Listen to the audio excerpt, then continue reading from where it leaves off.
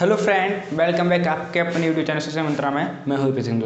दोस्तों जैसे कि आप जानते हैं कि जो हमारा बैच चल रहा है जी के जी एस का, उसमें दोस्तों ये जो बैच है हमारा जी के जी एस का, ये हम नेवी, एसएससी, राज्य पुलिस तथा अन्य सभी नौकरियां, जिन सरकारी नौकरी जिनमें जी के जी एस आती है, उन सभी के लिए इम्पोर्टेंट है दोस्तों। ठीक है, तो दोस्तों इसमें मैं आपको भारत का इसके बारे में बता रहा था। तो हमारी 2 वीडियो पुरानी पहले हम करा चुके हैं। आज उनके बाद के जैसे हम कराएंगे दोस्तों। उन दोनों वीडियो में से सेकंड वाली वीडियो ज़्यादा इंपॉर्टेंट है।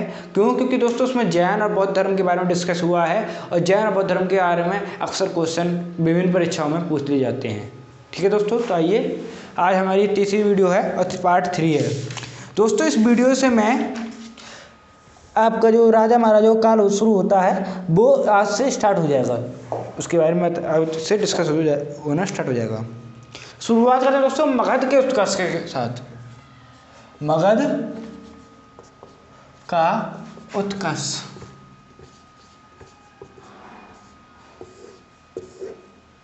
ठीक है, मगध क्या था दोस्तों? मगध एक प्रदेश का नाम था जो भारत का, प्राचीन भारत का सबसे महत्वपूर्ण प्रदेश था, एक टाइप से आप ये कह दीजिए। तो मगध का उत्कर्ष से इसका शुरुआत होती है हमारे इतिहास में। दोस्तों मगध पर सबसे पहले किस वंश का राज्य हुआ, तो ये आता है। तो सबसे पहले हुआ था दोस्तों हर्यक वंश का। किसका? हर्यक वंश। सबसे पहले हर्यक वंश का उदय हुआ था मगध पर, जिसके संस्थापक थे दोस्तों बिंबिसार। संस्थापक बिंबिसार। इनके पुत्र का नाम था दोस्तों अजातशत्रु था। अजातशत्रु, जो इनकी हत्या करके, बिंबिसार की हत्या करके अजातशत्रु राजगद्दी पे बैठा था या फिर राजा बना था। ठीक है, और अजातशत्रु के पुत्र अजातशत्रु ने क्या किया था दोस्तों? अजातशत्रु ने बज्जी संघ पर आक्रमण करके, उससे बज्जी संघ मतलब कि एक अन्य राज्य था, छोटा राज्य कह सकते हैं आप, उस पर आक्रमण किया था इसने। बज्जी संघ पर आक्रमण करके उससे इसने मगध में मिला लिया था। आक्रमण कर मगध में मिलाया। ये इसका इंपॉर्टेंट कार्य है। जो मैं कार्य लिख रहा हूँ वो इसका इंपॉर्टेंट कार्य है। और अजातशत्रु भी मतलब कि आप कह सकते हैं कि प्राचीन भारतीयों में, राजाओं में ऐसा कौन सा आया था जो अपने पिता की हत्या करके उस राजगद्दी पर बैठा था, तो वो अजातशत्रु था दोस्तों। ठीक है, क्योंकि मुझे बहुत कमीना था, जो अपने बाप की हत्या करके बैठा तो बहुत कमीना ही हुआ। और दोस्तों इसके बाद जो आया दोस्तों वो था उदयीन। ठीक है, इसका जो बेटा था वो उदयीन इसके बाद राजा बना। उदयीन का समय में क्या कार्य था इंपॉर्टेंट, कि उदयीन ने दोस्तों क्या किया? पाटलिपुत्र नगर की स्थापना की। क्या की दोस्तों? पाटलिपुत्र नगर की स्थापना की और उसको अपनी राजधानी बनाया। स्थापना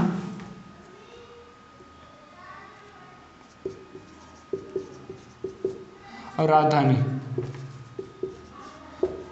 पाटलिपुत्र। अगर राजा के पाटलिपुत्र नगर की स्थापना किसने की, तो वो उदयीन ने की दोस्तों। ठीक है, अब दोस्तों एक बात मैं आपको बता चलूं कि बिंबिसार किस सन में आया था। तो बिंबिसार आया था दोस्तों, जैसे इसमें उल्लेख तो नहीं किया गया है किताबों में, लेकिन जहाँ तक है वो लगभग 300 ईस्वी पूर्व के आसपास आया था। बिंबिसार, अजातशत्रु वगैरह, ये उदयीन। और उदयीन के बाद दोस्तों इसमें जो आता है पॉइंट, इसके बाद दोस्तों हर्यक वंश है। उसके बाद आता है दोस्तों दूसरा वंश आ जाता है, उसका नाम है शिशुनाग वंश। हर्यक वंश के बाद क्या वंश आ जाता है दोस्तों? शिशुनाग वंश आ जाता है। शिशुनाग वंश दोस्तों, इसका सर्वप्रथम मतलब कि सबसे महत्वपूर्ण राजा था वो था शिशुनाग।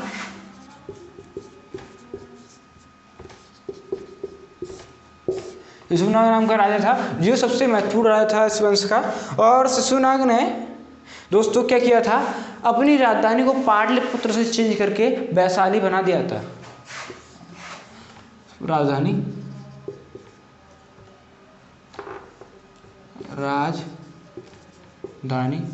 इसने वैशाली को अपनी राजधानी बनाया था।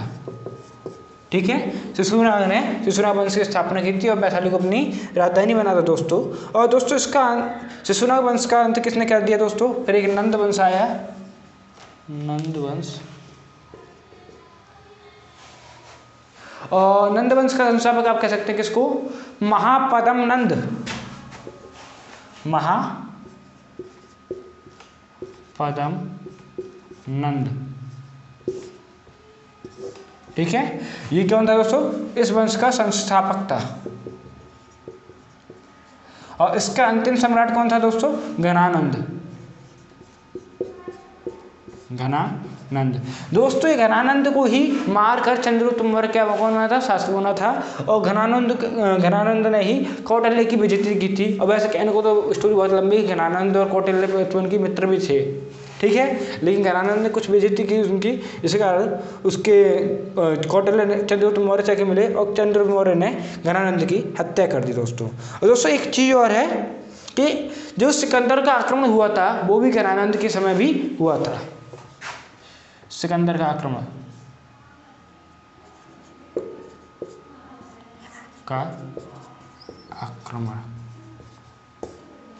ठीक है।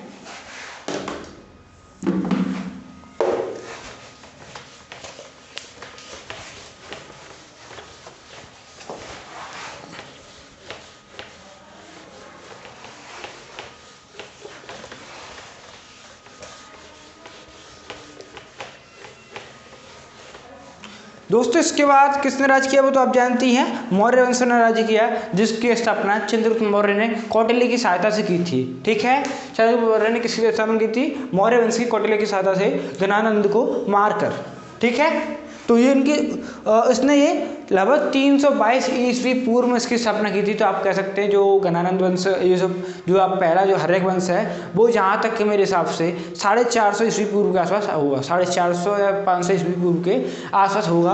उसके बाद फिर हर्यक वंश आया, हर्यक वंश के बाद कौन सा आया? शिशुनाग। उसके बाद तत्पश्चात नंद वंश आया और फिर हमारा मौर्य वंश आया।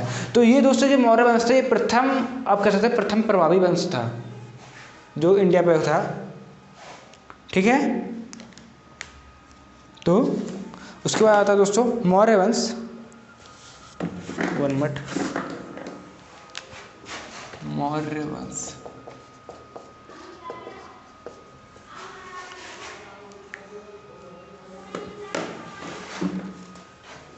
मौर्य वंश के संस्थापक चंद्रगुप्त मौर्य।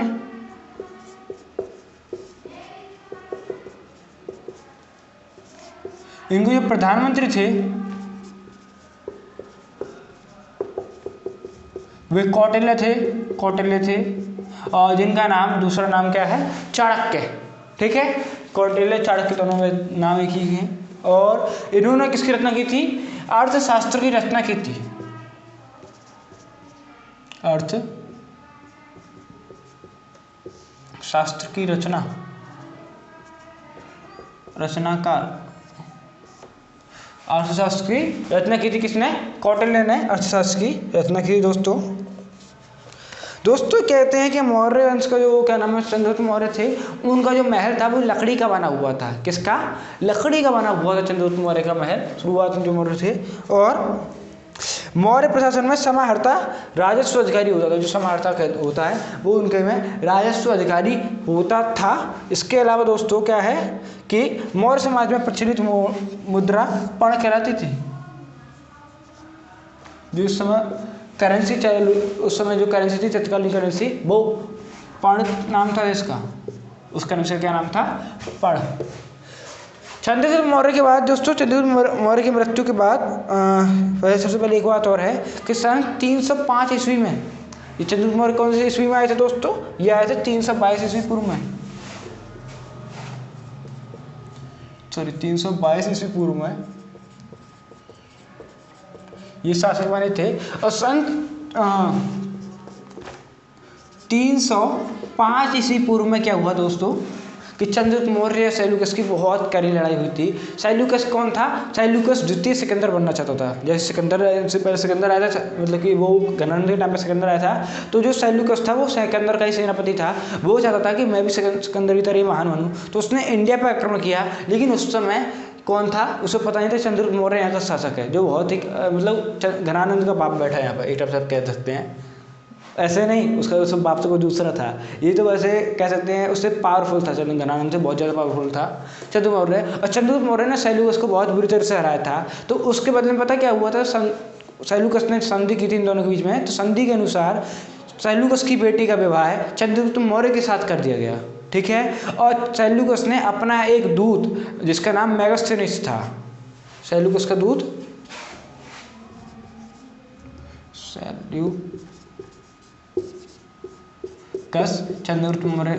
चंद्रगुप्त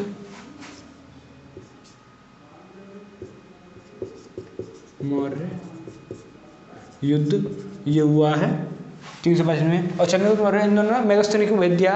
और मेगास्थनीज ने एक पुस्तक लिखी है इंडिका। इंडिका के बारे में दोस्तों, जब इंडिका पुस्तक को हम पढ़ते हैं तो उससे हमको हमारे प्राचीन इतिहास के बारे में जानकारी मिलती है। अब सेल्यूकस का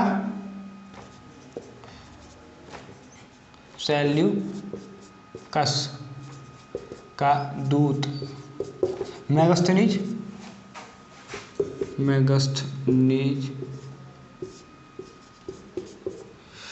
जो इंडिका पुस्तक का रचनाकार है, इंडिका पुस्तक का रचनाकार है दोस्तों। आप कहते हैं पुस्तक को लिखने वाला है वो है मेगास्थनीज, ठीक है। मेगास्थनीज के अनुसार दोस्तों क्या है, जो मेगास्थनीज ने बताया अपनी पुस्तक के अनुसार, उसकी पुस्तक के अनुसार क्या है दोस्तों कि जो समाज है वो 7 वर्गों में बटा हुआ था। और जो समाज में जो पूरी कार्यप्रणाली संभालते थे लोग, वो कार्यप्रणाली में 30 सदस्य थे। आप कह सकते हैं जो मंत्रिमंडल था उसमें 30 सदस्य थे और समाज 7 वर्गों में विभक्त था। ये मेगास्थनीज की इंडिका पुस्तक के द्वारा हमको पता चला, ठीक है। और चंद्रगुप्त मौर्य के बाद दोस्तों इसका बेटा बना। ये वाले चीज़ का मतलब क्या है कि अगला वाला बंदा। तो इसका बेटा कौन सा था दोस्तों? इसका बेटा था दोस्तों, आप जानते ही होंगे, बिंदुसार।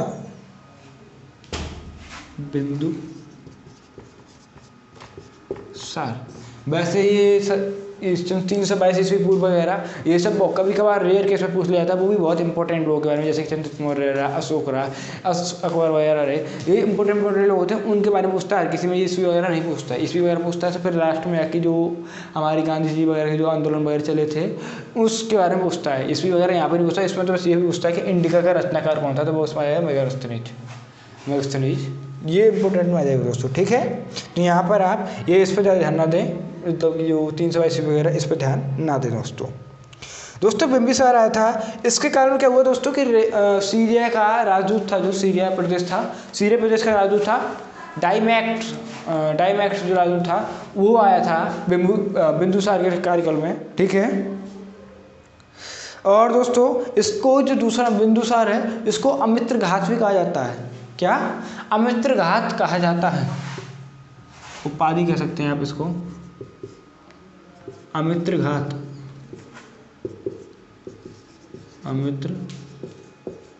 घात की उपाधि मिली है इसको, किसको? बिंदुसार को। अब बिंदुसार का बेटा हुआ था दोस्तों कौन? अशोक, 273 ईस्वी में।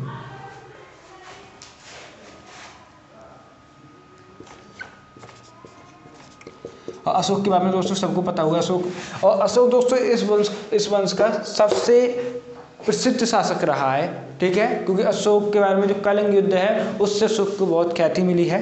कलिंग युद्ध के बाद तो कहते हैं कि अशोक ने हिंदू धर्म छोड़कर बौद्ध धर्म को अपना लिया था। और उस समय उनके जो गुरु थे वो कौन थे?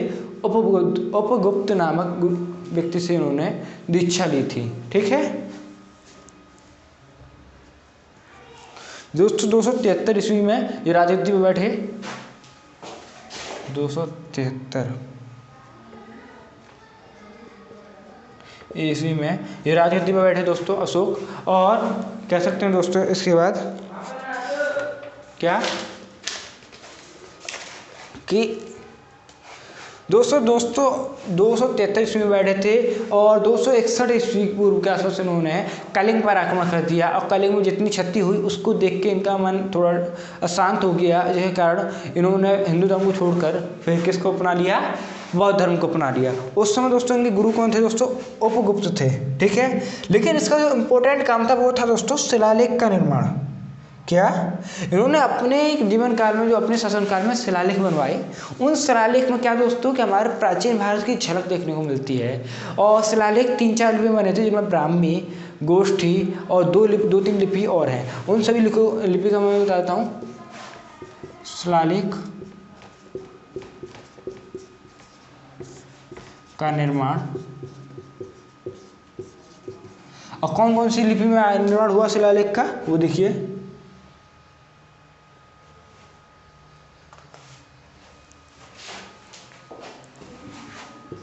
ब्राह्मी,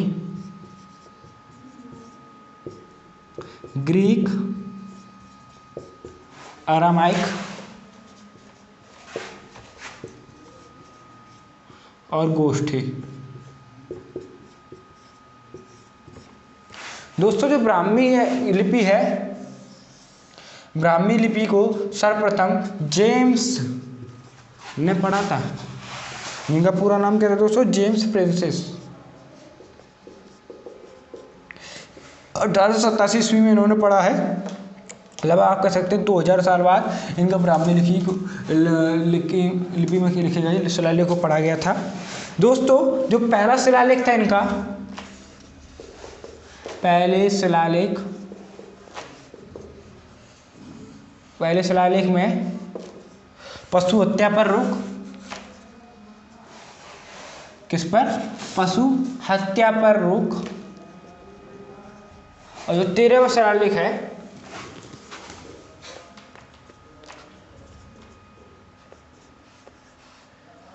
शिलालेख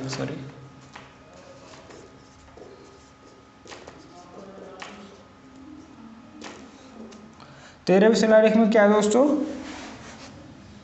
कलिंग युद्ध का वर्णन, कलिंग युद्ध का वर्णन मिलता है, ठीक है। इसके अलावा दोस्तों क्या हुआ कि अशोक ने सांची, सारनाथ और एक जगह और है, वो कौन सी दोस्तों, तक्षशिला। सांची, सारनाथ और तक्षशिला, इन तीनों जगह स्तूपों का निर्माण कराया। क्यों का स्तूप का, अब कहिए सांची के स्तूप का निर्माण किसने कराया, तो वो अशोक ने करवाया था। और दोस्तों इसका अंतिम शासक कौन था, बृहद्रथ। यहाँ पर लिखता हूँ, अंतिम शासक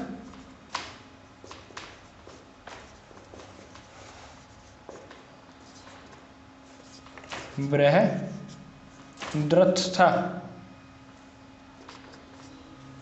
मौर्य वंश का अंतिम शासक, ठीक है दोस्तों। अब मौर्य वंश के बाद कौन सा वंश आता है, मौर्योत्तर वंश कहते थे, जिसमें कई सारे वंश छिपे होते हैं, क्योंकि मौर्य वंश बीच में थोड़ा इंपॉर्टेंट था। इसके बाद 3-4 वंश को एक साथ ही बोल दिया जाता है, वो कौन सा है, मौर्योत्तर वंश।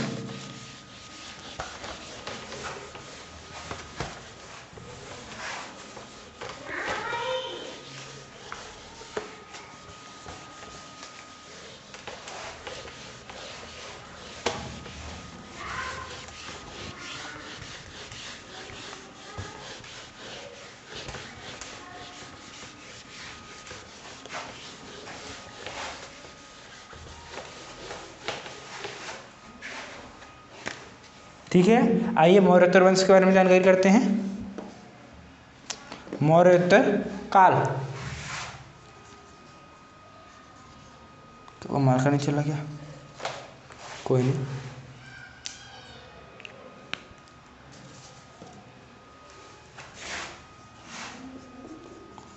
मौर्योत्तर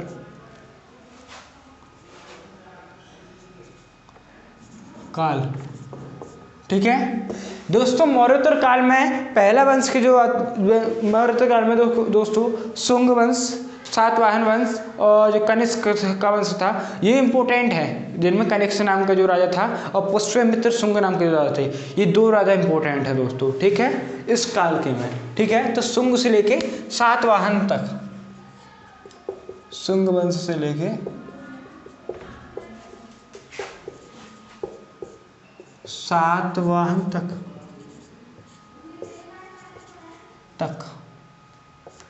ठीक है, ये क्या सा मौर्योत्तर काल है।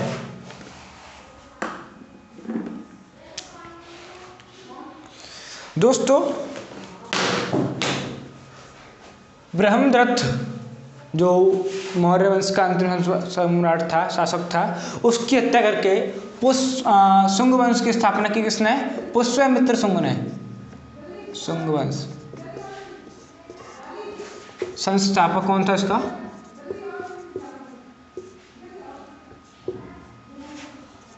पुष्यमित्र शुंग। ये कौन था दोस्तों? शुंग वंश का संस्थापक कह सकते हैं आप इसको, ठीक है। ये 185 ईस्वी पूर्व के आसपास की बात है और कहा जाता है पुष्यमित्र शुंग जाति से ब्राह्मण थे, ठीक है। उसके बाद आइए अगले वंश की ओर। तो अगला वंश है दोस्तों, इनका जो मेन काम क्या था कि इन्होंने उज्जैनी अर्थात विदिशा नामक जगह को पाटलिपुत्र से हटाकर अपनी राजधानी बनाया था। राजधानी विदिशा, ठीक है, इनकी राजधानी का क्या नाम था? विदिशा। उसके बाद आता शुंग वंश पुष्यमित्र शुंग के बाद, और इसमें एक चीज़ और थी कि पाणिनि नामक जो संस्कृत के प्रख्यात विद्वान रहे थे, उन्होंने इसी वंश में क्या अष्टाध्यायी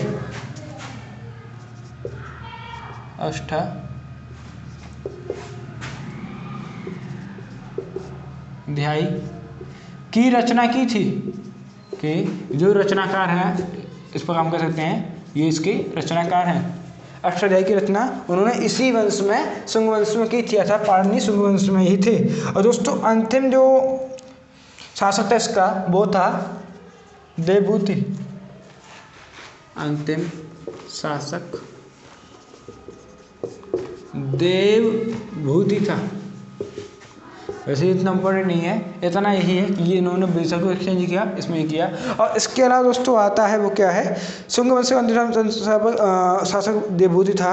इसकी हत्या वासुदेव ने की थी। वासुदेव नाम के वो रहे थे, सॉरी थोड़ा ब्लर आ हुआ, जो वासुदेव नाम के जो शासक रहे थे इनके बाद, उन्होंने इसकी हत्या करके कौन सा वंश शुरू किया? कण्व वंश को।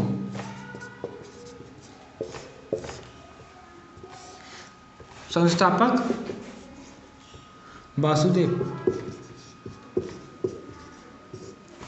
वासुदेव ने कण्व वंश की स्थापना की, ओके। और दोस्तों अंतिम कण्व शासक कौन सा? इसमें कण्व वंश में कोई ज़्यादा इंपॉर्टेंट नहीं, सब ऐसे ही रही। फिर अंतिम शासक इसका, अंतिम शासक सुशर्मा, जिसकी हत्या करके सिमुक नामक के राजा ने सातवाहन वंश की स्थापना की। सातवाहन, ये थोड़ा इंपॉर्टेंट वंश था इनमें से, सातवाहन वंश। इसकी स्थापना किसने की थी? संस्थापक आप कह सकते हैं किसको? सिमुक,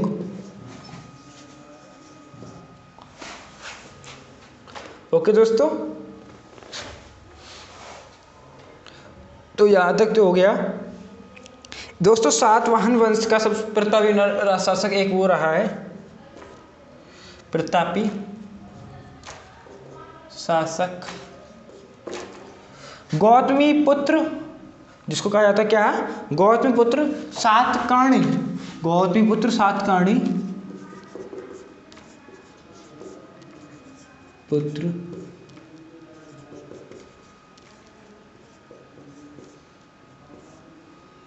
इस वंश का प्रतापी शासक था दोस्तों। सातवाहन वंश के बाद चेदी वंश और आप कह सकते हैं इक्ष्वाकु वंश ने भी हमारे देश पर राज किया। पहले सातवाहन के बाद फिर इक्ष्वाकु को आया था, फिर छेदी वंश आया था। ठीक है, ये दोनों वंश में कोई भी इतना इंपॉर्टेंट शासक नहीं बना। उसके बाद दोस्तों किसका राजा आया? हिंदू यमन का, जिनको हिंदू यूनानी के नाम से जाना जाता है और इंडो ग्रीक के नाम से भी जाना जाता है दोस्तों। ठीक है, ये लोग आए, इन्होंने शासक किया। तो पहले एक बार इसको रख कर देता हूँ।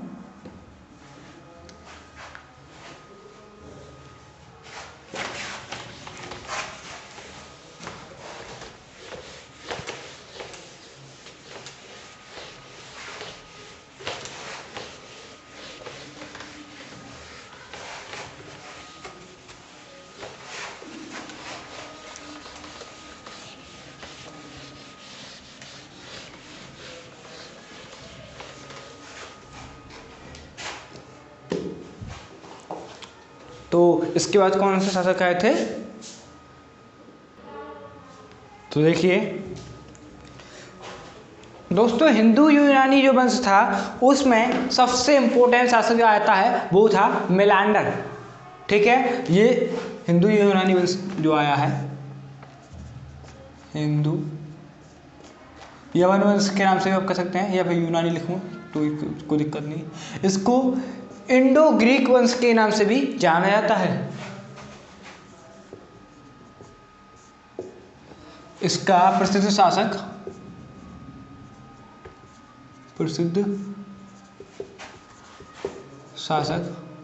मेलांडर रहा है, मेलांडर।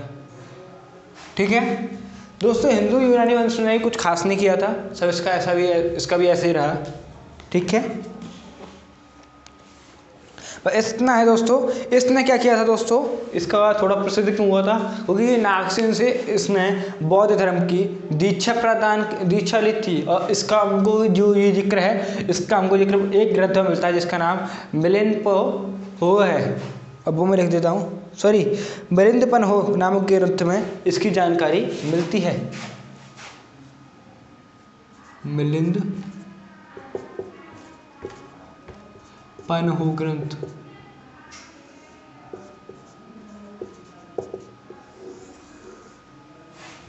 इसमें इसकी जानकारी मिलती है दोस्तों। ठीक है, अब दोस्तों हिंदू यूनानी वंश के बाद कौन कौन से वंश आए वो मैं आपको बताता हूँ। हिंदू यूनानी वंश के बाद कुछ समय के लिए दोस्तों हमारे देश पे, मतलब कि जो मगध पे शकों ने राज किया, और शकों के बाद कुषाण वंश आया। शकों ने राज किया, इनके बाद शकों राज किया, कुषाण वंश आया। ये वंश कुछ समय के लिए टिका भी, और जो इसकी स्थापना की थी दोस्तों, जो इसकी संस्थापक थे वो एक चाइनीज, आप कह सकते हैं चाइना के रहने वाले थे। ठीक है, तो जो इसके संस्थापक थे वो थे कुजुल कड़फिसस। ये शायद तिब्बत एरिया में थे, कुजुल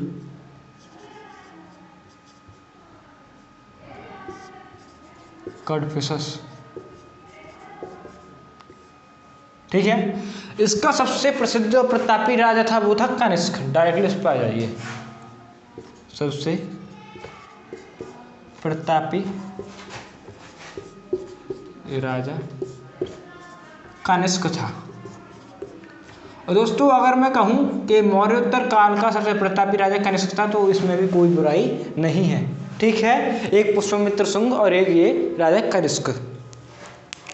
दोस्तों इसको द्वितीय अशोक के नाम से भी जाना जाता है। अगर आपसे पूछ ले द्वितीय अशोक किसे कहा जाता है, तो वो था कनिष्क, अशोक।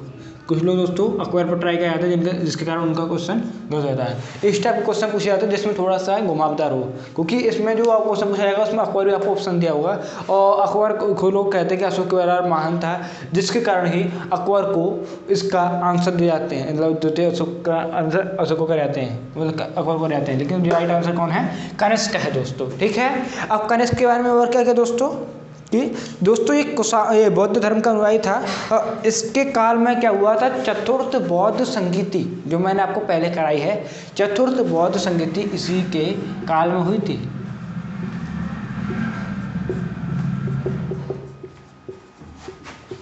संगीति वो इसी के काल में हुई थी दोस्तों। ठीक है, इसका आयोजन कश्मीर में हुआ था। ये सब मैं आपको पहले ही करा चुका हूँ। दोस्तों कनिष्क ने एक चीज़ की थी कि शक संवत की 1778 ईस्वी में कनिष्क ने किसकी की थी? शक संवत, जो चलता हुआ आपने देखा हो, शक संवत को शुरुआत की थी दोस्तों। और कनिष्क जो आप कह सकते हैं प्राचीन भारत में ऐसा कौन सा आया था जिसकी 2 राजधानी थी, तो वो था कनिष्क, जिसकी प्रथम राजधानी पेशावर और द्वितीय राजधानी मथुरा थी। राजधानी। और अगर प्राचीन ग्रंथों में देखा जाए जो इतिहास के हिसाब से, तो एक अग्रसेन अग्रसेन के जो छोटे भाई हैं सूरसेन, उनके अलावा ये दूसरे शासक थे कनिष्क, जिनकी राजधानी मथुरा रही है। ठीक है। और दोस्तों कनिष्क के दरबार में कुछ महान लोग में से थे, जिनमें से एक नागार्जुन, चरक और एक और थे अश्वघोष। चरक का दोस्तों नाम बहुत है क्योंकि चरक ने जो अपनी चिकित्सा से पद्धति संबंधित कई चीज़ उन्होंने खोज की। तो ये 3 लोग थे इनके शासन में, मतलब कि जो दरबारी कवि में दरबार में सबसे महत्वपूर्ण लोगों में से चरक, नागार्जुन,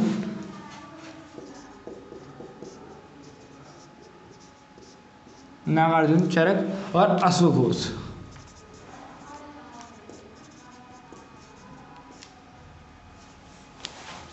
ठीक है। तो दोस्तों आज की वीडियो में बस इतना ही।